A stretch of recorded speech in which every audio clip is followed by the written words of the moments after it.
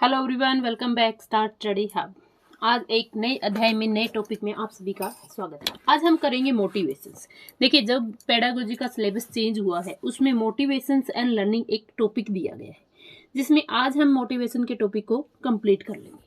देखिए, जब हम अपने अंदर से प्रेरित होते हैं। देखिए, अभिप्रेरणा क्या होती है, मोटिवेशन क्या होता है, अभिप्रेरणा। अभिप्रेरणा क्या होती है, जब हम अपने अंदर से खुद से प्रेरित होते हैं कुछ करने के लिए, तो वो क्या होता है, अभिप्रेरणा। जैसे अब देखिए, कोई लक्ष्य केंद्रित होता है, जब लक्ष्य मिल जाता है तो वह तभी खत्म हो जाती है। अभिप्रेरणा जो होती है क्या होता है, देखो जैसे हमें स्टेट का एग्जाम दिख रहा है तो हमारे अंदर से आ रहा है कि हम अपनी तैयारी करें, चाहे कैसा भी माहौल हो, कुछ भी हो, लेकिन हम सोच रहे हैं कि हमें तैयारी करनी है। ऐसा ही माहौल पहले था, लेकिन पहले तो नहीं पढ़ रहे थे ना। लेकिन अब क्यों पढ़ रहे हैं, क्योंकि जो लक्ष्य होता है, जब हमें लक्ष्य दिखाई देता है कुछ ना कुछ, ये एक लक्ष्य केंद्रित होती है। जब हमें लक्ष्य मिल जाता है, जब एग्जाम खत्म हो जाएगा, तब पढ़ोगे क्या, बिल्कुल भी नहीं पढ़ोगे। तो जब हम अपने अंदर से प्रेरित होते हैं और कुछ करने के लिए, तो होती है अभिप्रेरणा। ठीक है, और ये क्या होती है, लक्ष्य केंद्रित होती है। जब लक्ष्य मिल जाता है तो ये खत्म हो जाती है। अब कहते हैं मोटिवेशन जो है मोटम शब्द से आया है, और मोटम शब्द जो है लैटिन भाषा का एक शब्द है। क्लियर। मोटम का अर्थ होता है टू मूव का मतलब आगे बढ़ना, कि हम आगे की ओर बढ़ते हैं, कुछ ना कुछ सीखेंगे तो आगे ही बढ़ेंगे। ठीक है, अब स्किनर की कुछ डेफिनेशंस बता देती हूँ जो इंपॉर्टेंट है, जो कि बाय डेफिनेशंस क्वेश्चन आ जाते हैं। देखिए, स्किनर क्या कहता है, अभिप्रेरणा अधिगम का क्या है, सर्वोच्च राजमार्ग है। देखिए, जब तक हमारे अंदर कुछ करने का जुनून नहीं है, कुछ हम करेंगे नहीं, तो हम कुछ सीख नहीं पाएंगे। ठीक है, तो सीखने का सर्वोच्च राजमार्ग क्या है, अभिप्रेरणा। ये किसने कहा था, स्किनर ने कहा था। ठीक है, देखिए अब हम बात करते हैं कि गुड के द्वारा क्या थी, अभिप्रेरणा क्रिया को जारी रखने वाली और उसे आगे बढ़ाने वाली होती है। जो अभिप्रेरणा होती है ना, उसके द्वारा हम काम को जारी रखते हैं। ठीक है ना। देखो, हमारे अंदर आता रहता है कि हमें कुछ ना कुछ करना है, हमें अभी हिंदी कंप्लीट करनी है, साइकोलॉजी कंप्लीट करनी है, मतलब जो पेडागोजी होती है उसको कंप्लीट करना है, इंग्लिश, मैथ, रीजनिंग, मतलब कौन सा काम हमें रह गया है। तो ये क्या है, अभिप्रेरणा क्रिया को जारी रखने वाली होती है और हम उसमें आगे बढ़ते चले जाते हैं। ये किसने कहा था, गुड ने कहा था। जेम्स और ड्रेवर ने कहा था कि अभिप्रेरणा भावात्मक और क्रियात्मक होती है, क्रियात्मक कारक है, चेतन और अचेतन लक्ष्य की ओर व्यवहार की दिशा को निश्चित करते हैं। ये बाय डेफिनेशन है, बस इनको याद रख लेना है कि किसने दिया था। अब हम बात करते हैं कि वुडवर्थ ने क्या कहा था, कि अभिव्यक्ति की वह दशा है जो निश्चित उद्देश्यों की पूर्ति के लिए आगे बढ़ती है, और वह होती है अभिप्रेरणा। कोई निश्चित लक्ष्य होते हैं, उनको पूरा करने के लिए जो क्रिया की जाती है, उनको ही हम क्या कहते हैं, अभिप्रेरणा। ये किसने कहा है, वुडवर्थ ने। क्लियर। अभिप्रेरणा के दो प्रकार होते हैं, एक होता है आंतरिक अभिप्रेरणा और एक होता है बाह्य प्रेरणा। ठीक है, आंतरिक होती है हमारी प्राइमरी, जो जैसे भूख हो गया, प्यास हो गया, नींद हो गया, जो हमारी जरूरतें हैं, वो हो जाएगी हमारी आंतरिक अभिप्रेरणा। बाह्य क्या होता है, जो सेकेंडरी होगी, जो हमें, देखिए, जब तक हमें कुछ बेसिक चीज़ें नहीं मिल जाती, उसके बाद ही तो हम बाहर की चीज़ें करेंगे। जिनको खाने के लिए रोटी नहीं है, वो कौन सा पढ़ाई के बारे में सोच सकते हैं, नहीं सोच सकते ना। तो पहले आप आंतरिक अभिप्रेरणा को कंप्लीट करेंगे, फिर उसके बाद बाह्य होती प्रशंसा पाना। देखिए, आंतरिक प्रेरक क्या होते हैं, जब हम खुद से प्रेरित होते हैं, जैसे भूख, प्यास, नींद, काम, विश्राम। देखो, जब हमें भूख लगती है, किसी को कहते हैं क्या, नहीं कहते, खाना खा लेते हैं। नींद आती है तो सो जाते हैं, काम करने का मन होता है, काम कर लेते हैं। तो ये होती है आंतरिक प्रेरणा। कुछ बनना चाहता है, अंदर से जो प्रेरित होते हैं, वो क्या हो जाएंगे, हमारी आंतरिक प्रेरक। ठीक है ना। अब आते हैं बाह्य प्रेरक। जब बाहरी चीजों से हम इम्प्रेस होते हैं, कुछ बाहर की चीजें हैं, देखिए, जैसे कुछ ऐसे लोगों को देख लेंगे जिनकी पर्सनैलिटी बहुत अच्छी है, जिनकी लाइफस्टाइल बहुत अच्छी है, उनको देख के हमारे मन में कुछ करने की इच्छा आती है। तो नाम पाना, इच्छा को पूरी करना, प्रशंसा पाना, अचीवमेंट, प्रसिद्धि, ये सब क्या है, आपके बाह्य प्रेरक। देखिए, एक होती प्रेरणा और एक होती अभिप्रेरणा। अभिप्रेरणा क्या होती है, कि अभिप्रेरणा कुछ लक्ष्य केंद्रित होती है, जब लक्ष्य खत्म, अभिप्रेरणा खत्म। लेकिन जो प्रेरणा होती है ना, वो लक्ष्य केंद्रित नहीं होती है, वो जीवन भर चलती है। प्रेरित हम कभी भी कर सकते हैं, कोई बंदा उदास है, हम उसको प्रेरित कर सकते हैं ना। जैसे अब बात करते हैं, देखो, प्रेरक। प्रेरक कितने प्रकार हैं? एक मैस्लो ने बताया था, एक थॉमसन ने बताया था और एक गैरिट ने बताया था। ये इंपॉर्टेंट है, याद रख लेना है। मैस्लो ने 2 बताया था, 2 प्रकार के प्रेरक होते हैं, एक होते जन्मजात, एक होते समाज से अर्जित। एक होता है जन्मजात। जन्मजात कौन से होते हैं? भूख, प्यास, नींद। और समाज से अर्जित हम रुचि, आदत, सामाजिकता, समाज में रहते हुए प्रशंसा पाना, इच्छा पूरी करना, ये सब क्या हो जाएंगे? समाज से अर्जित करना। ये किसने कहा था? देखो पहले याद रखो, मैस्लो, थॉमसन और गैरिट। मैस्लो ने 2 टाइप की बताई थी, जन्मजात और समाज से अर्जित। थॉमसन ने स्वाभाविक और कृत्रिम। गैरिट ने जैविक प्रेरक, मनोवैज्ञानिक प्रेरक और सामाजिक प्रेरक। ठीक है। थॉमसन ने स्वाभाविक रूप से बच्चे खेलते हैं, कूदते हैं, चलते हैं, फिरते हैं, दौड़ते हैं, खाना खाते हैं, ये सब क्या हो जाएंगे? हमारे स्वाभाविक। कृत्रिम, दंड देना, सजा देना, पुरस्कार देना, प्रशंसा प्राप्त करना, तो ये सब क्या हो जाएंगे? कृत्रिम। ठीक है, ओके। गैरेट के अनुसार जैविक प्रेरक। जैविक प्रेरक क्या होते हैं? व्यवहार होता है सबसे पहले तो मुख्य, खुद की रुचि, आदत, बायोलॉजिकल जो होते हैं वो क्या हो जाएंगे? जैविक प्रेरक। मनोवैज्ञानिक प्रेरक होते हैं इमोशंस, क्रोध, दूसरों को के प्रति जो हमारा नजरिया होता है वो इमोशंस हो जाएंगे। सामाजिक प्रेरक क्या होते हैं? रचनात्मकता, संग्रहणशीलता, सामूहिकता, आत्म संस्थापन और उपलब्धि प्रेरणा। उपलब्धि प्रेरणा क्या होती है? जब हम कोई अचीवमेंट प्राप्त कर लेते हैं तो वो क्या होती है? उपलब्धि प्रेरणा। बस इतना ही याद रखना है कि व्यक्तिगत जो अभिप्रेरणा है, अभिप्रेरणा को के प्रेरक किस किसने बताया था? मैस्लो ने 2 टाइप का, थॉमसन ने 2 टाइप का और गैरिट ने 3 टाइप का। क्लियर?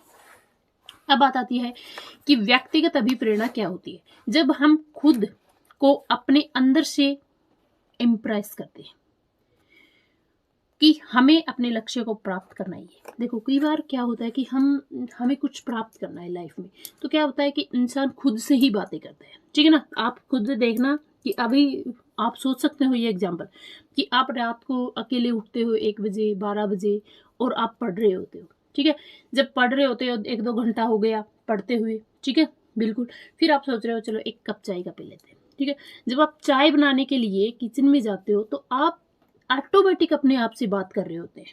खुद आप अपने ऊपर देखना, ऑटोमेटिक आप ये बात कर रहे होते हैं कि अब मैंने ये कर लिया, चलो अभी मैं 2 लेक्चर और ले लेता हूँ, फिर उसके बाद उसकी प्रैक्टिस करेंगे, फिर उसके बाद ये टॉपिक करेंगे, सुबह तक तो मैं इतना काम कर लूँगा। तो जो हम अपने आप को जो अंदर से इंस्पायर करते हैं वो होती है अभिव्यक्ति अभिप्रेरणा, व्यक्तिगत अभिप्रेरणा। क्लियर?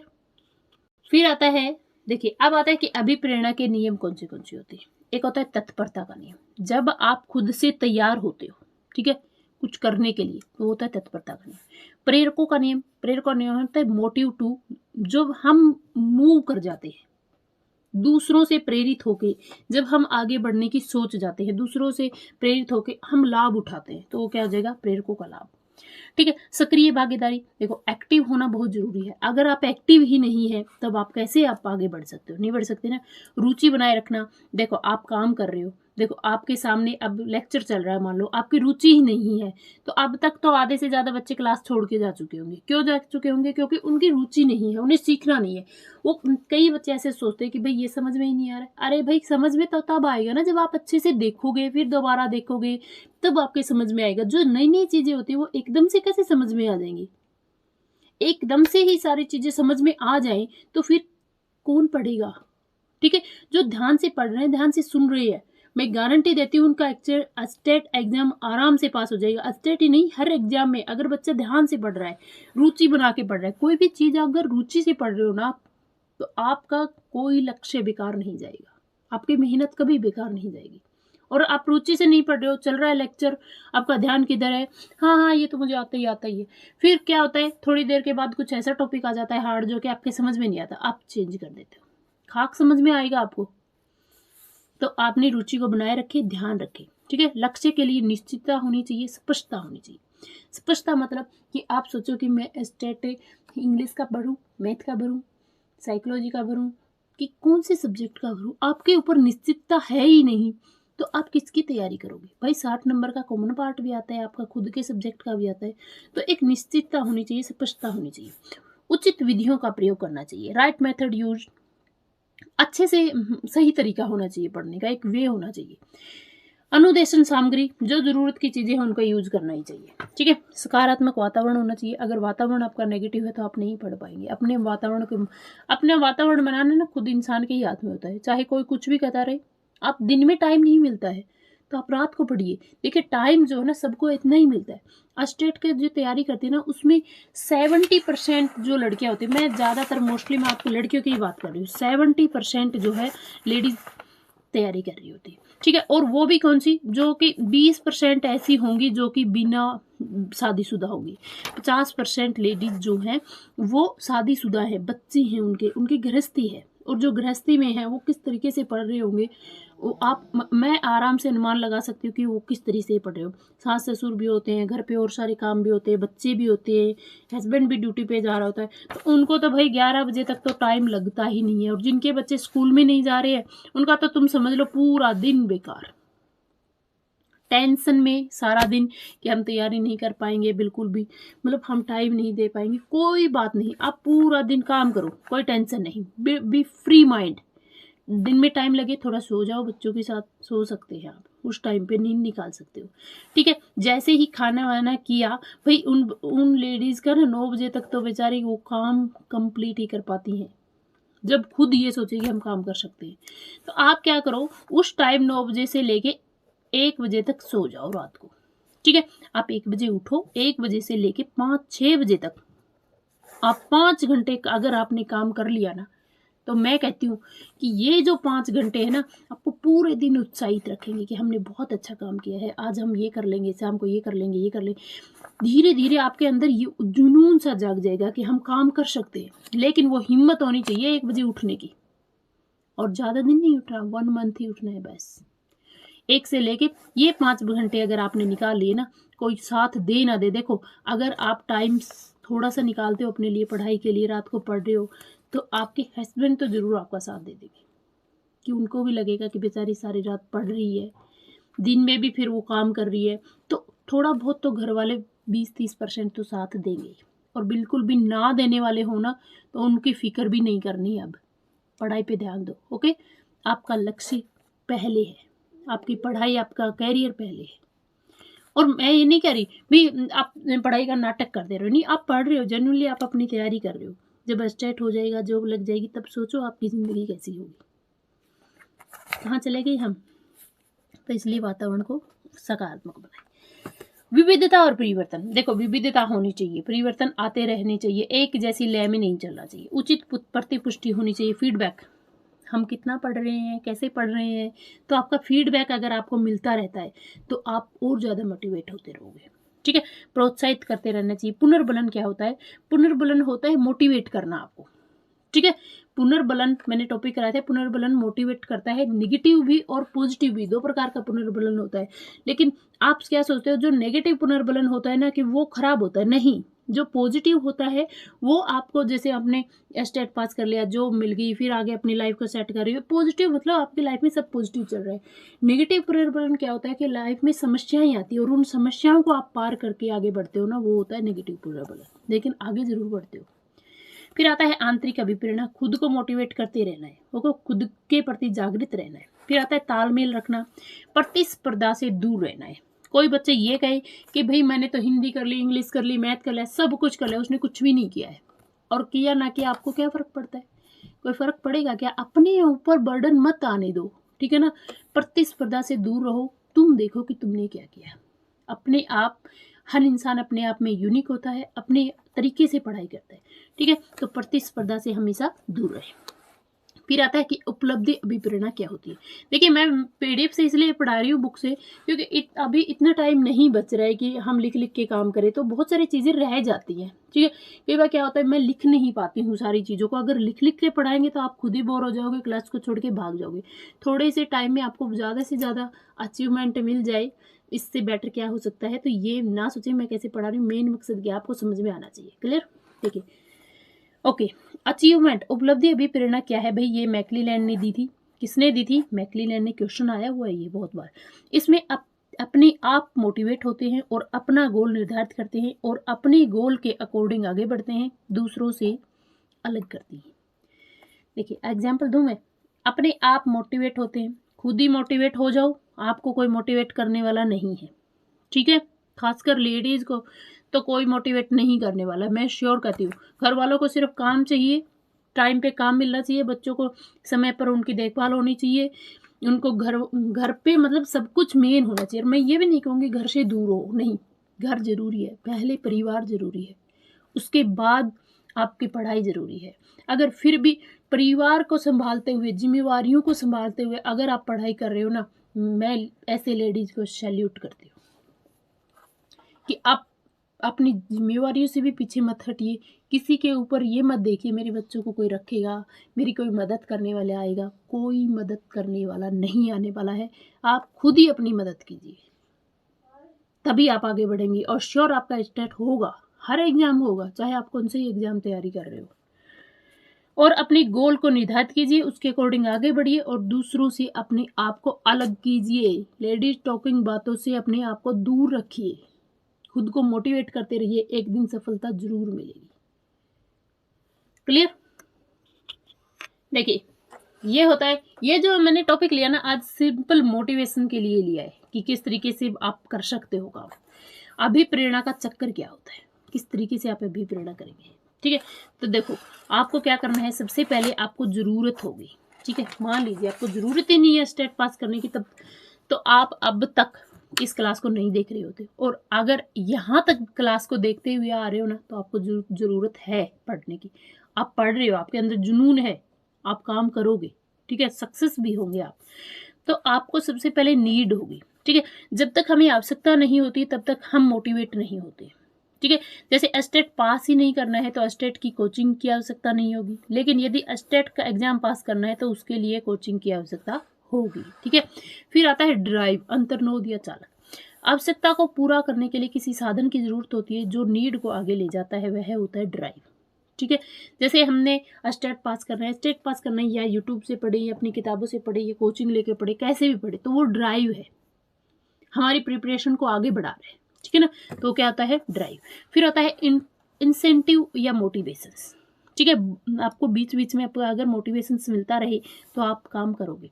अब देखिए मैं बीच में बोल रही हूँ, मेरे चैनल पे अगर नए हो ना, चैनल को सब्सक्राइब कर देना और क्लास को लाइक कर दो, और एक प्यार से कमेंट मेरे मोटिवेशन के लिए ज़रूर करें, ताकि मुझे भी मोटिवेशन की ज़रूरत होती है भाई। मैं भी ये सोचती हूँ कि मेरे बच्चे पढ़ रहे हैं, उनको लिए उनकी ज़रूरतों को अगर मैं पूरा कर रही हूँ, ठीक है, उनकी सिलेबस को मैं कंप्लीट करने में मदद कर रही हूँ, तो मुझे बहुत अच्छा लगेगा, और मैं आपके लिए कंप्लीट सिलेबस करने की पूरी कोशिश करूँगी।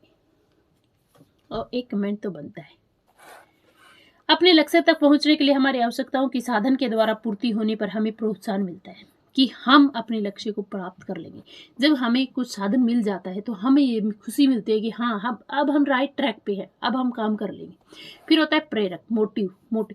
एक गोल को पूरा होने के बाद दूसरे गोल के लिए अभी प्रेरित होना क्या होता है, मोटिव कहलाता है, ठीक है। अब देखो मैं इसको अच्छे से समझाती हूँ आपको। ये है हमारा चक्कर। सबसे पहले हमें मिलेगी नीड, ठीक है। नीड के बाद हम ड्राइव करेंगे, भाई हमें कुछ साधन चाहिए। ड्राइव करने के बाद हमें मोटिवेशन मिलेगा, इंसेंटिव, ठीक है ना, इंसेंटिव मिलेगा कि हमें मोटिवेशन मिलता रहेगा। फिर हमें गोल प्राप्त हो जाएगा।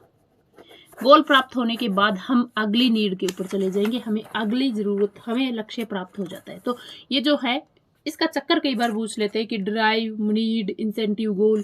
तो आपको क्या करना है, नीड, ड्राइव, इंसेंटिव और गोल। क्लियर? आता ही एक बार कि ये पहले आएगा कि ये बाद में आएगा, ठीक है।